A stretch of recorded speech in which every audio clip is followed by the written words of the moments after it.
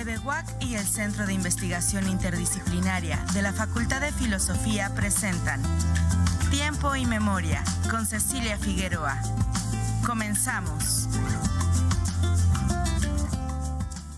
Buenas tardes, bienvenidos a una emisión más de este programa.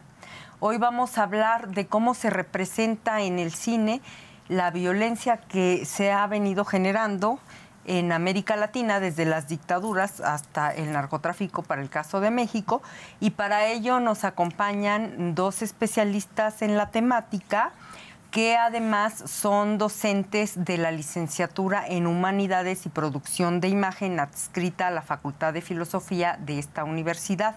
Ellos son la doctora Ilse Murillo Tenorio y el doctor Samuel Lagunas. Y el doctor Samuel Lagunas. Muchas gracias por acompañarnos. Pues platíquenos de este proyecto. ¿Cómo es que ustedes analizan desde sus formaciones, en tu caso como historiadora, como doctora en estudios interdisciplinarios, en el caso del doctor Samuel como especialista en estudios latinoamericanos, en literatura? ¿Cómo es que hacen equipo y analizan este tipo de cintas? Bien, pues primero que nada, muchas gracias por la invitación, Ceci. Y pues en el caso de mi formación como historiadora, creo que fue durante la maestría en donde pude como hacer este vínculo con el cine, pero más desde una mirada propiamente histórica en términos disciplinarios, ¿no? Entonces me quedé como con la espinita de cómo atravesar más allá de la disciplina histórica en términos pues también metodológicos y entonces fue que en el doctorado ya me animé como a irme más allá incluso en la línea del tiempo, en donde me atreví como a explorar más la parte del cine contemporáneo, digamos del 2000 en adelante, porque en la maestría lo había hecho en los años 40, 50 del siglo XX, y entonces, pues sobre todo este tema de las violencias que se empezaron a generar a partir del sexenio de Calderón, que bueno, para todos en el caso mexicano fue como una coyuntura importante, ¿no? Entonces, cómo después de un par de años empiezan a generar como todas estas narrativas, no solo en el cine, sino en la literatura, o incluso antes en la literatura, en donde, bueno, se van compaginando, ¿no? Entonces, hay como este boom de las narrativas de la violencia, digo, desde atrás podemos incorporar otras tantas más de las dictaduras, las revoluciones, etcétera, pero particularmente yo empecé con este tema de la narcoviolencia en el cine mexicano, y que de algún modo me di cuenta que también hay precedentes del cine colombiano y que atiende obviamente al fenómeno todavía más fuerte en los 80s, 90s del narcotráfico allá, ¿no? Entonces poco a poco fui explorando otras cinematografías, pero sobre todo partía yo del cine mexicano y cómo esto de algún modo pues está reinventando los imaginarios fílmicos y a su vez atraviesan los sociales colectivos de nuestra sociedad e incluso desde la mirada también de los extranjeros, ¿no? Cómo ven a México como sociedad desde estos imaginarios en el cine. Y pues bueno, ya después en la licenciatura en Humanidades y Producción de Imágenes fue que nos conocimos Samuel y yo, y empezamos ahí como a coincidir en ciertas temáticas con los estudiantes y ahí como invitándonos mutuamente a nuestros cursos para compartir y poder enriquecer desde diferentes miradas, sobre todo desde el cine, pero bueno, en su caso pues particularmente de la literatura, pero bueno, ahí me quedo con mi intervención por el momento. Samuel, y tú platícanos cómo es tu incursión a este análisis de la violencia en la cinematografía, obviamente siendo especialista en estudios latinoamericanos. Entiendo que lo has analizado desde la literatura y específicamente con este proyecto desde el cine. Sí, gracias Ceci por la invitación al programa. Un gusto estar contigo, con Maite. Bueno, yo paralelamente a mi formación como estudioso de la literatura, también me dedico a la crítica de cine. Escribo en medios impresos y electrónicos. Y desde la crítica cinematográfica, una de las preocupaciones más importantes es justo cómo nace una imagen, qué hay detrás de la imagen cinematográfica. Entonces, el crítico de cine lo que trata de hacer es diseccionar la imagen que vemos en pantalla, ver por qué una imagen genera cierto efecto estético en el espectador, ya sea de placer o ya sea de incomodidad, o ya sea incluso de temor, en fin, dependiendo del género del que se trate. Entonces yo he compaginado tanto mi formación académica como latinoamericanista con mi formación como crítico de cine. Entonces, desde allí me ha parecido muy enriquecedora mi relación con la doctora Maite, porque ella, con su mirada de historiadora, y pues hemos podido generar análisis complejos de las películas, ¿no? O sea, no solo desde... Interdisciplinarios. Interdisciplinarios también, porque no es solo contar los antecedentes de una película, sino ver también su repercusión en el presente, y también cómo lo que hace una película va impactando en la manera en la que los espectadores imaginamos o pensamos cierto fenómeno social, y en la manera en la que otros directores van construyendo otras imágenes. Y en el caso específico de su proyecto de investigación, que ya va a concluir en junio, pero ya tienen resultados, ¿nos pueden platicar de qué tipo de cintas analizaron? Es decir, de ficción y documentales, solo documentales, de qué países, dictaduras, narcotráfico, en qué caso, qué dictaduras, en el caso de México específicamente, bueno, ya les hice 800 preguntas en una, ¿verdad? Entonces empecemos por el principio. ¿Qué tipo de cine utilizaron para su investigación? Bueno, sobre todo pensando propiamente para ciertas convocatorias, por ejemplo, de revistas o dossiers con ciertas temáticas, como que también vamos planeando, nos interesa esto, vamos a generar un eje transversal de qué nos interesa aquí y armar un corpus de películas que a veces tiene que ver con la pertinencia propiamente del tema, pero también que de algún modo nos hayan atrapado, nos hayan gustado. O incluso yo vi esta peli, te la recomiendo, vamos, tú ve esta, yo veo la otra, y vamos ahí generando también pues nuestras notas, ¿no? De qué sí, qué no y qué tan pertinentes son. Pero sobre todo yo creo que está como el interés genuino de esas películas también, más allá del análisis frío u objetivo, entre comillas, de que podamos tener sobre una película. Pero en el caso, por ejemplo, de uno que tenemos sobre la narcoviolencia, particularmente en el caso de México, pues agarramos dos películas más o menos contemporáneas, Vuelven, de Isa López, la directora, y Noche de Fuego, que es un poquito más reciente, de Tatiana Hueso, quien es documentalista propiamente. Bueno, empezó haciendo documental y ahora se animó a hacer ficción, es su primera película de ficción, largometraje de ficción. Entonces, sobre todo, encontramos como ciertas convergencias aquí de que eran dos mujeres directoras, ¿no? Y cómo a partir de esa mirada también femenina propiamente, pues se animan a proponer cosas distintas a lo que se venía haciendo un par de décadas antes, ¿no? Entonces, acá vemos cómo incorporan a personajes femeninos, incluso niñas, ¿no? Entonces, cómo desde sus miradas ven distinto y viven distinto, experimentan de manera distinta la violencia vinculada con el narcotráfico, ¿no? Y sus cuerpos también, cómo se van como atravesando a partir de estas violencias en términos físicos, simbólicos, emocionales, etcétera, respecto a la mirada de otros directores hombres, ¿no? O sea, como en contraste con, particularmente ahí pues notamos pues estas singularidades y pues bueno, un poco eso. No sé si tú quieres agregar algo de ahí o de otro de los productos que hemos ahí trabajado. O lo del cuerpo, Samuel, porque me acuerdo que lo explicas de una manera magistral. Cómo el cuerpo es tratado desde la mirada de un director hombre y cómo desde la mirada de una mujer. Sí, pues debemos tener en cuenta que el cine representa la visión de un director.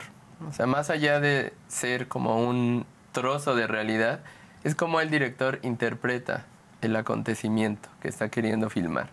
Entonces, lo que nosotros detectamos es que el cine hecho por hombres sobre el narcotráfico, pues era un cine muy violento contra los cuerpos.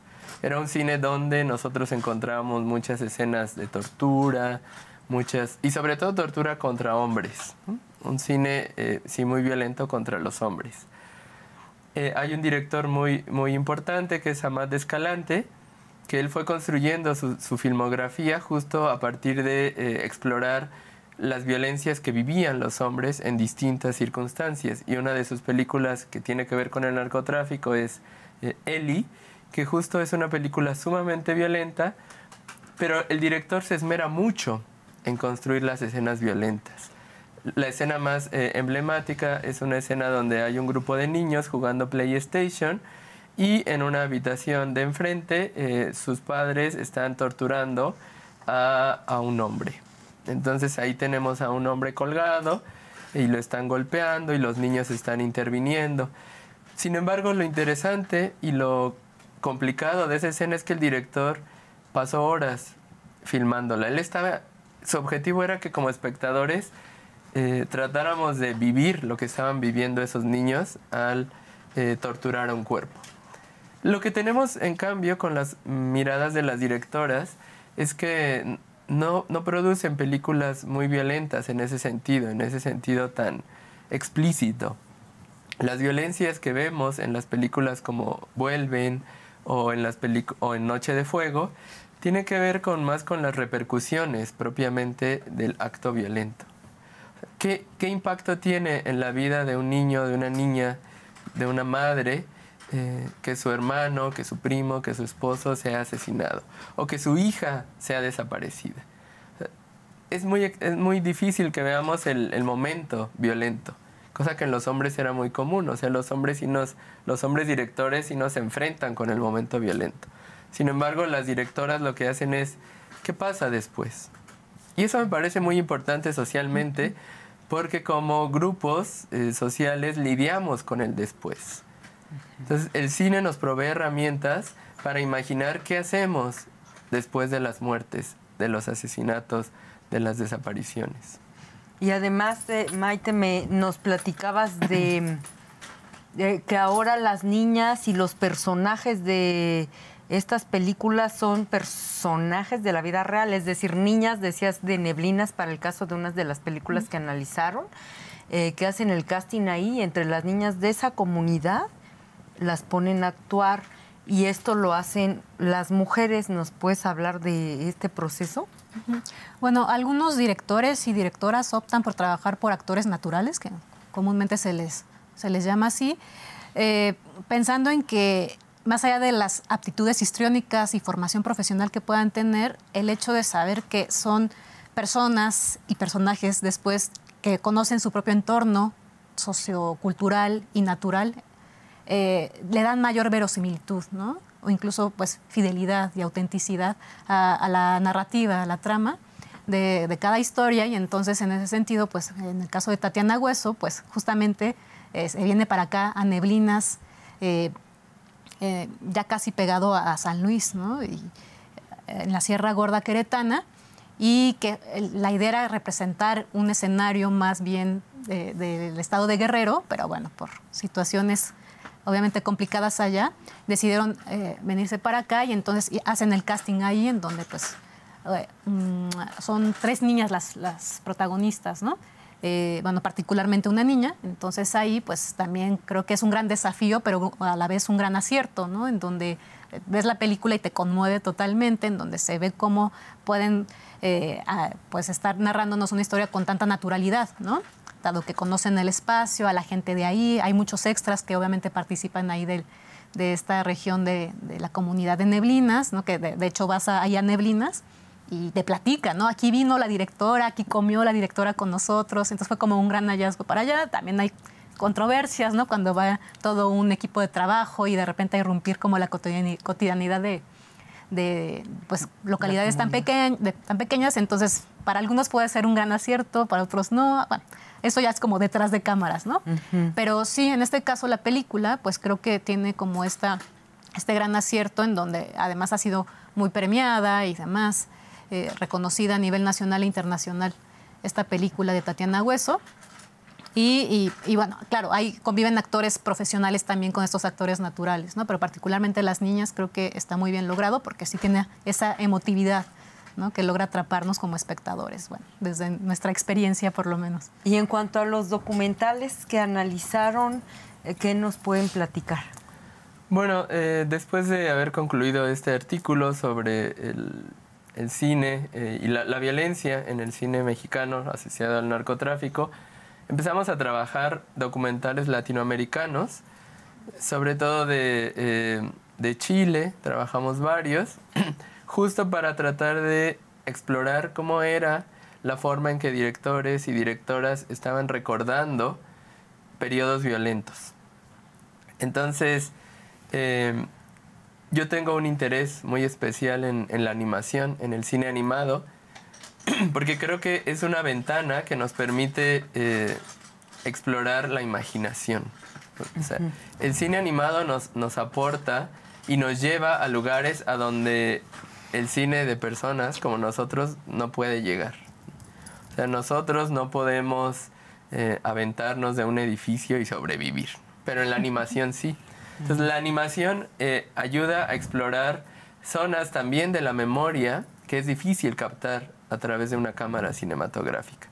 Entonces hicimos un primer artículo donde justo hacíamos un recuento de cómo la animación estaba siendo usada por directoras como Albertina Carri o directoras mexicanas como Carolina Corral para explorar en la interioridad de los sujetos femeninos o de las mujeres. Y lo que encontramos es que efectivamente en América Latina la animación es un recurso importantísimo para ahondar en la memoria. ¿Por qué? Pues una de las razones es porque en los gobiernos represivos pues se pierden las fuentes o nunca existieron las fuentes. Entonces no hay acceso a fotografías, a videos, a audios, y lo que hacen los sobrevivientes o los hijos, las hijas de quienes desaparecieron, pues es hacer secuencias animadas de los momentos traumáticos. Y eso resulta, por un lado, liberador para ellos, para ellas, pero también tiene un efecto muy poderoso en el espectador, porque podemos acceder al momento traumático de otra persona. Y eso, creo yo, se consigue únicamente gracias a la animación. Nos hablabas de una animación pues especialmente impactante en donde intervienen unos perros. ¿Nos puedes hablar del contexto de esta...? No sé si sea escena cuando es animación. Sí, en Chile específicamente, pues la animación se ha utilizado para recordar episodios muy violentos de la dictadura de Pinochet. Una de las películas más recientes se llama Bestia, dirigida por Hugo Covarrubias, de 2019. Y en esta película lo que el director hace es animar figuras de porcelana, pero anima a un personaje real, que es una mujer, que era agente de las fuerzas especiales de Pinochet y que después, ya durante los años de la dictadura, su vida diaria fue torturar personas. Entonces ella se despertaba, y lo vemos en la película, y utilizaba a su perro para violentar a las personas secuestradas y a los quienes estaban siendo perseguidos por sus ideas políticas. Y la animación nos permite acceder a esos momentos de los cuales no hay ninguna evidencia. Entonces lo que hace este director es confrontarnos con esas imágenes dolorosísimas y decirnos, también ocurrió esto. Entonces la animación se convierte en una forma de dejar constancia del hecho. Eso a mí me parece muy, muy importante. Maite, y hablando de las maternidades, de cómo se viven en estos procesos tan violentos y de qué registros dejan, por ejemplo, en el caso de los documentales de América Latina, por favor platícanos esta parte de las hijas de las desaparecidas o sobrevivientes que se fueron a la lucha política en estos países de Sudamérica, y ellas cómo lo procesan. Sí, particularmente en un par de documentales que estuvimos revisando, Samuel y yo, para un artículo que apenas estamos ahí esperando respuesta. Justo hablábamos cómo cuando incluso de nuevo aquí dirigen un hombre y una mujer, pues son temas que atraviesan de manera distinta, ¿no? Entonces, en el caso de esta documentalista, Macarena Aguilo, en El edificio de los chilenos, se llama, justo trata de plantear eso. Ella como madre, de hecho, ¿no? Desde un principio ella se enuncia, o sea, ella aparece en el documental, no está siempre detrás de cámaras. Como madre, ¿no? Sabemos desde el inicio que ella es madre, ¿no? Entonces como que es como un leitmotiv que está ahí presente, ¿no? Y que concluye, de hecho, de manera como muy circular la película de este documental, porque justo un personaje principal que aparece es la madre. Hay varios entrevistadas, y justo aquí pues también la trama está un poco centrada en que se arma un proyecto que se llama Proyecto Hogares, en donde se pone en discusión quiénes, un poquito antes, se pone en discusión, una vez que está la dictadura y demás, o un poquito antes de hecho, quiénes son los que se exilian, varios de ellos, y se ven orillados a exiliarse, y entonces quiénes regresan para seguir con la lucha, ¿no?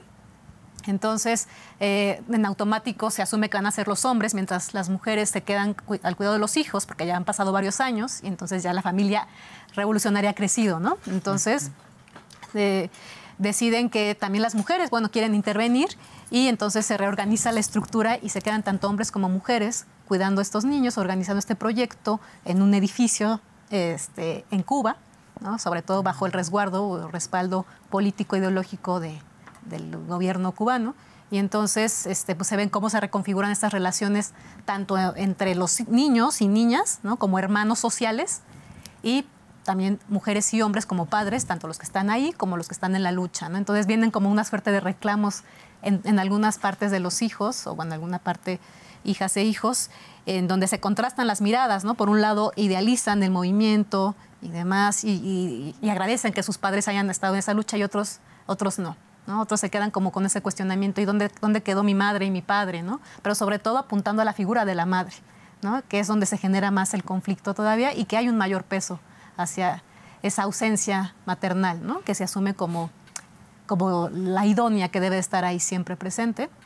Y pues sobre todo yo creo que más allá de las maternidades, pues se vienen a replantear narrativas históricas de manera distinta conforme van pasando las generaciones, ¿no?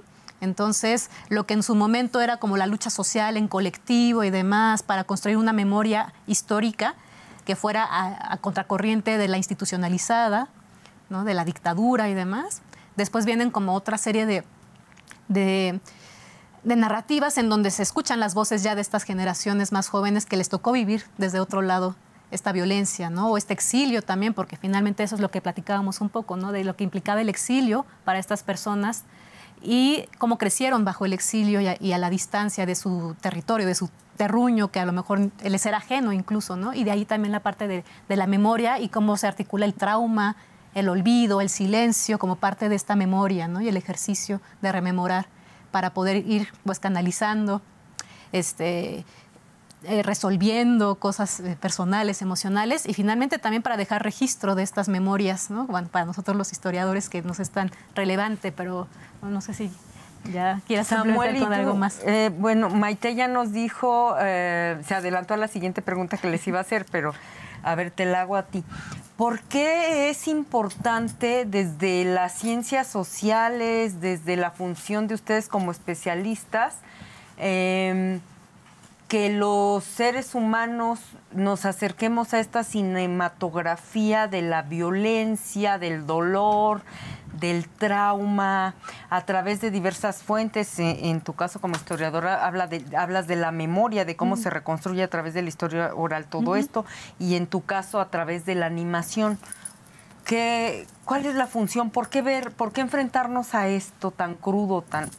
Fundamentalmente yo creo que el cine nos puede ayudar a dos cosas. Una es a imaginar momentos que no hemos vivido, y otra también a soñar, ¿no? O sea, a soñar con escenarios diferentes.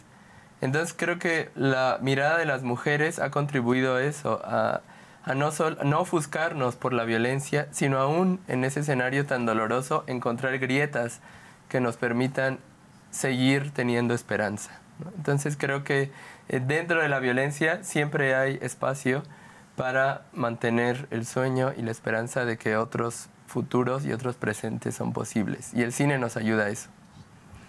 Pues, doctor Samuel Lagunas, muchas gracias por habernos acompañado. Doctora Maite Murillo Tenorio, muchas gracias por habernos acompañado. Gracias a ti. Muchas Ceci. gracias a ti, Ceci. Gracias. Y a nuestros televidentes nos vemos en la próxima emisión. Buenas tardes. Bye. TVUAC y el Centro de Investigación Interdisciplinaria de la Facultad de Filosofía presentaron Tiempo y Memoria con Cecilia Figueroa. Gracias por acompañarnos.